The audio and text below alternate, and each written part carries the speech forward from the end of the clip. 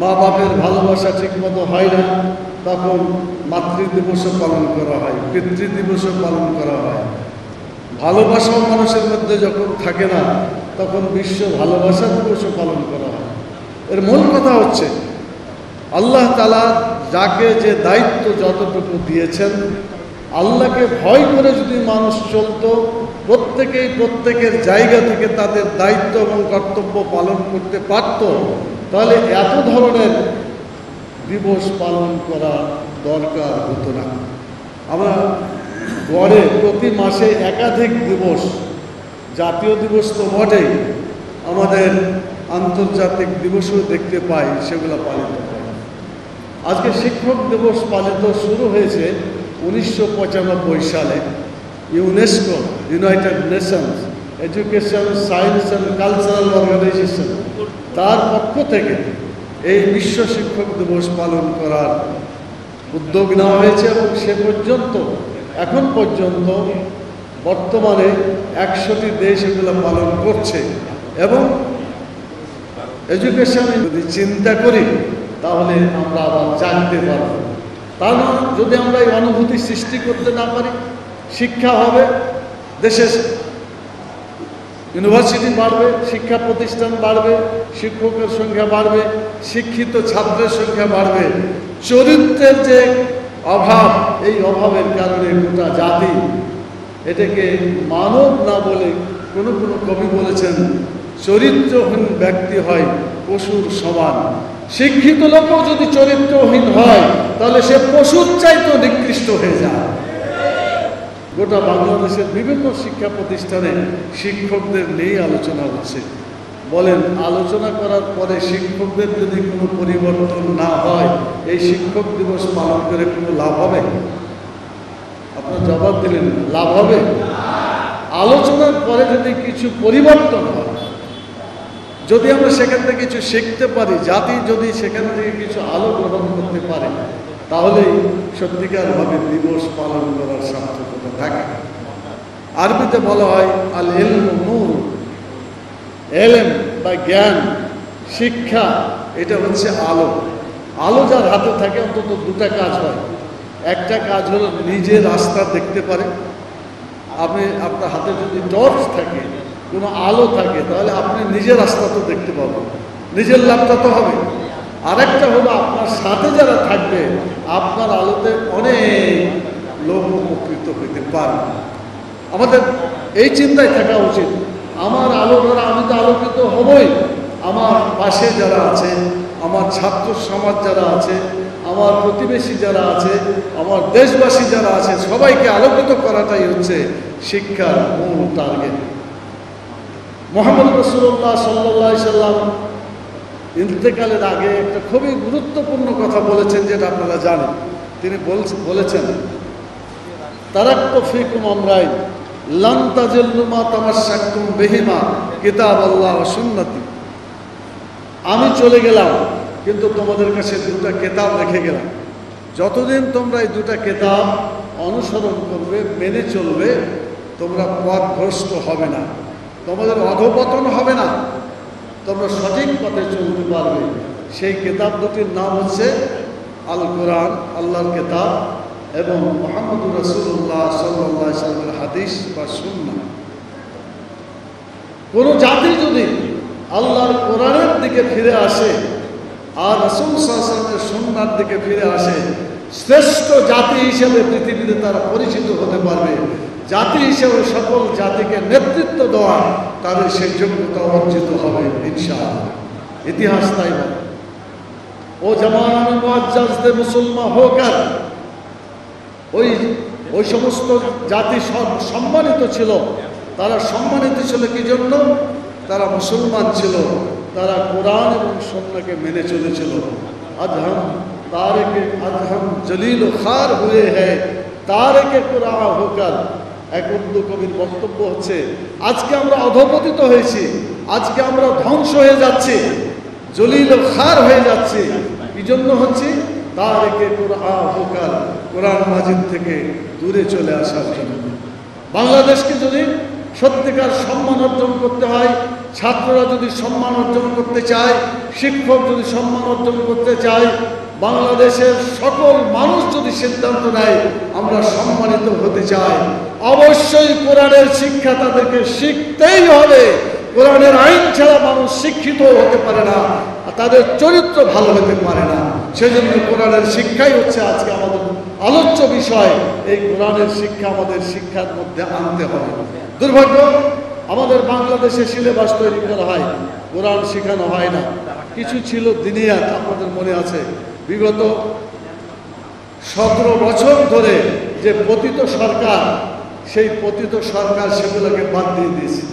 ইসলামী শিক্ষা, Islamic studies আপনারা জানেন, তারা বলল যে এটা থাকবে, এটা পড়ানো হবে, কিন্তু এটার পরীক্ষা হবে না।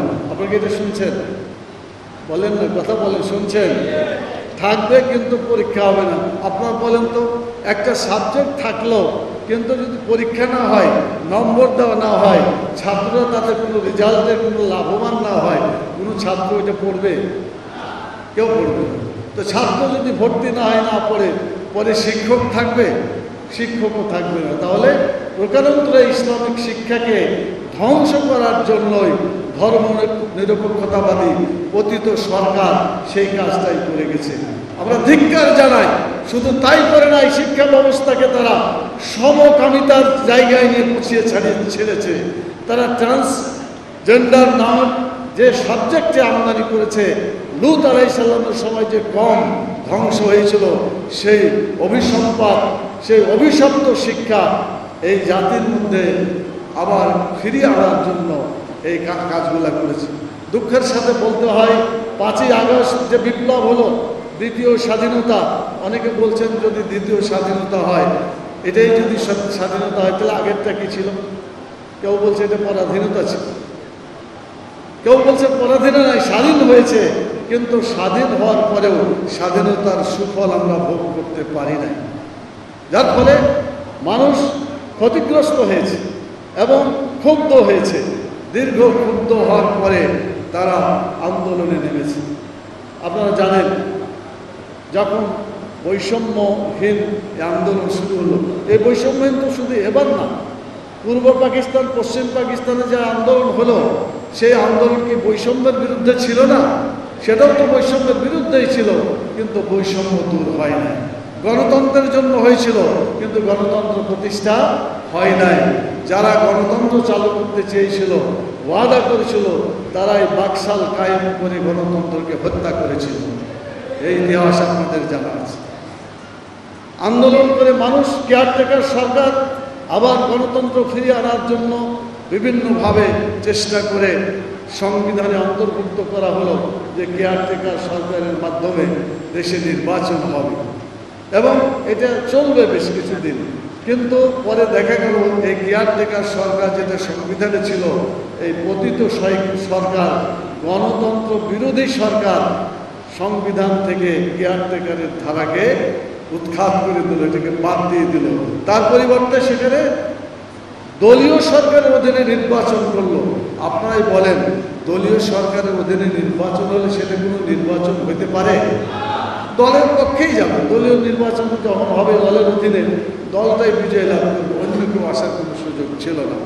তো এইভাবে তারা নির্বাচনকে, দিনের নির্বাচনকে রাত্রে করলো।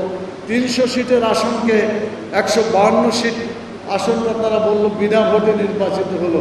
তো 152 পাইলেই তো সরকার গঠন হয়ে যায়, ভোট করার আর দরকার ছিল?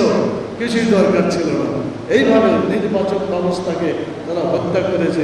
শুধু হত্যাই করেনি, তারা এমনভাবে এটাকে নষ্ট করে দিয়েছে, মানুষ নির্বাচন কথাটা শুনতেই চায় না, ভোটের কাছে যেতেই চায় না। ভোটের প্রার্থী তো মানুষ অনেক হয়, কিন্তু এমন অবস্থা হলো যে ভোটে দাঁড়াবার লোক পর্যন্ত পাওয়া যায়নি। কথা ঠিক কিনা বলেন?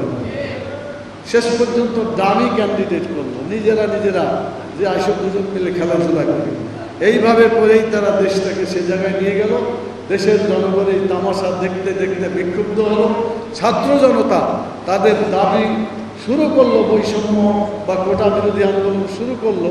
কিন্তু দেখা গেল যে এই আন্দোলনটা শেষ পর্যন্ত জনগণ গ্রহণ করলো এবং সকলে দল মত জাতি ধর্ম বর্ণ, শুধু ছাত্র না শিক্ষক ছিল, এখানে অনেক শিক্ষক আহত হয়েছে আন্দোলনে।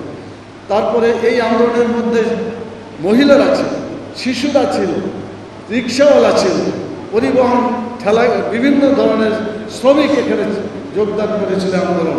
সর্বশ্রেণীর মানুষ বিক্ষুব্ধ আন্দোলন শুরু করলো।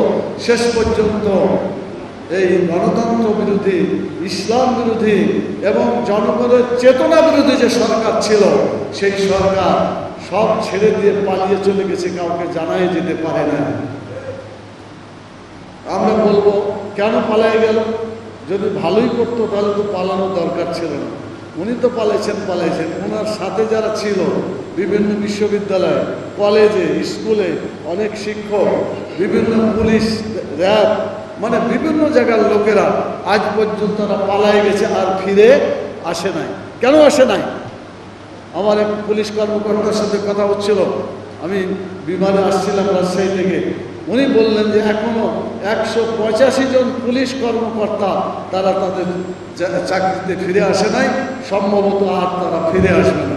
উনারই বক্তব্য হলো, হতে পারে তারা এমন অপরাধ করেছে যে গেলে পারেই তাদের উপরে শাস্তি আরোপিত হবে, এই জন্য হাতে ধরে ধরা দেওয়ার চাইতে না আসাটাই ভালো। হয়তো কোথাও লুকায় আছে অথবা বিদেশে পাড়ি জমিয়েছে, এরকমই হয়েছে। আমি জিজ্ঞেস করতে চাই, যে সমস্ত লোক চুরি করলো, ডাকাতি করলো, অন্যায় করলো, মানুষকে হত্যা করলো, গুম করলো, আইনা ঘর তৈরি করলো, তারপরে গায়েবী মামলা দিল, এগুলোকে কি অশিক্ষিত লোক ছিল না সব শিক্ষিত লোক ছিল? আমাদের ভাষায় শিক্ষিত লোক ছিল, কিন্তু শিক্ষিতর সাথে চরিত্র ছিল না, যার ফলে পশুত্ব প্রাধান্য পেয়েছিল তাদের ভিতরে। একটা কথা আছে, মানুষ দুটা গুণে সম্পন্ন, একটা হলো অ্যানিম্যালিটি, একটা হলো রেশনালিটি। শেষ হয়ে যায় তখন বাকি থাকে কি? অ্যানিম্যালিটি থাকে।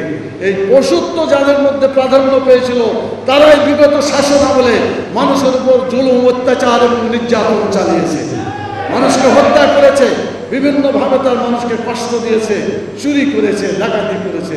তাদের নেতা বলেছিল সকল লোক পাইল সোনার খনি, আরো অনেক খনি পাইল, আর আমি পাইলাম কিসের খনি? চোরের খনি। আমার তো মনে হচ্ছে উনি বেঁচে থাকলে বলতো যে খালি চোরের খনি না, ডাকাতের খনিও পাইছে।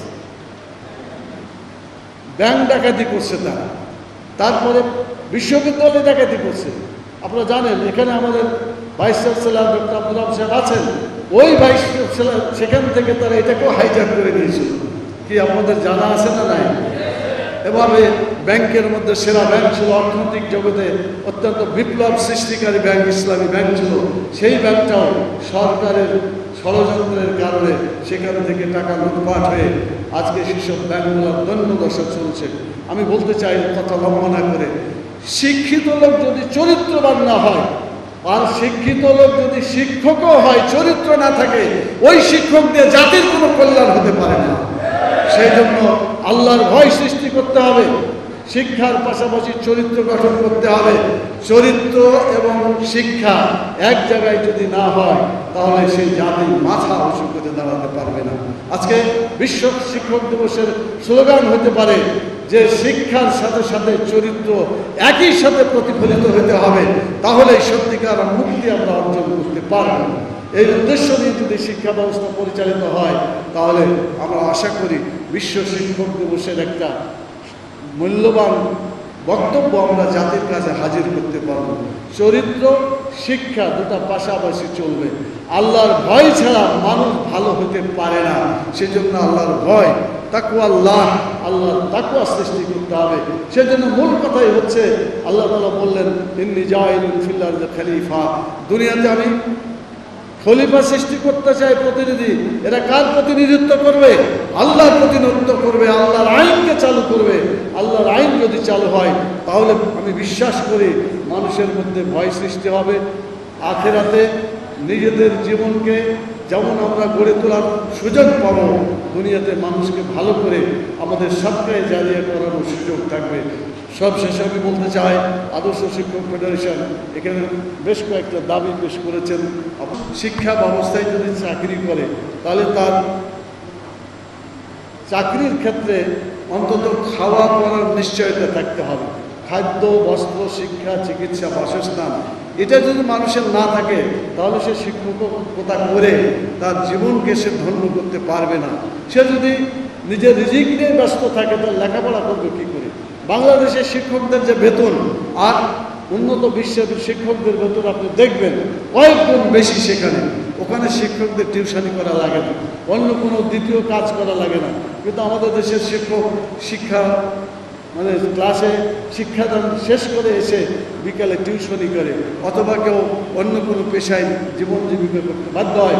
এজন্য বর্তমান সরকারের উচিত হবে শিক্ষকদের এমন একটা শিক্ষা কাঠামোর মধ্যে নিয়ে আসা, শিক্ষা বেতনের একটা কাঠামো হওয়া, যাতে কোনো শিক্ষককে শিক্ষা করা ছাড়া দ্বিতীয় আর কোনো পেশায় তাকে নিয়োজিত হতে না হয়।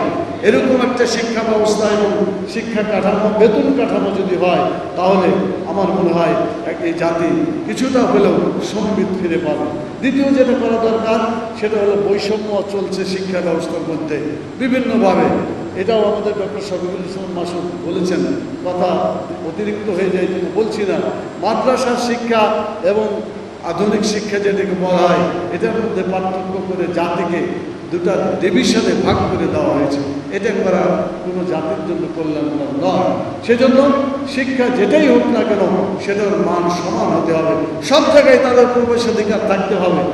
অনেকে হাফেজ হয়ে মাদ্রাসায় কামিল ফার্স্ট ক্লাস পাওয়ার পরে আধুনিক শিক্ষাতে ডাক্তার, ইঞ্জিনিয়ার এসে শ্রেষ্ঠত্ব অর্জন করেছে, তার প্রমাণ মাদ্রাসার ছাত্ররা দিয়েছে। এটা আপনারা দেখেছেন। অতএব ইসলামী শিক্ষা বা মাদ্রাসার শিক্ষাকে অবহেলা করার কোনো সুযোগ নাই। সব শিক্ষাকে একইভাবে দেখে আর মূল্যায়ন করে দেশ এবং জাতিকে পরিচালিত করতে হবে।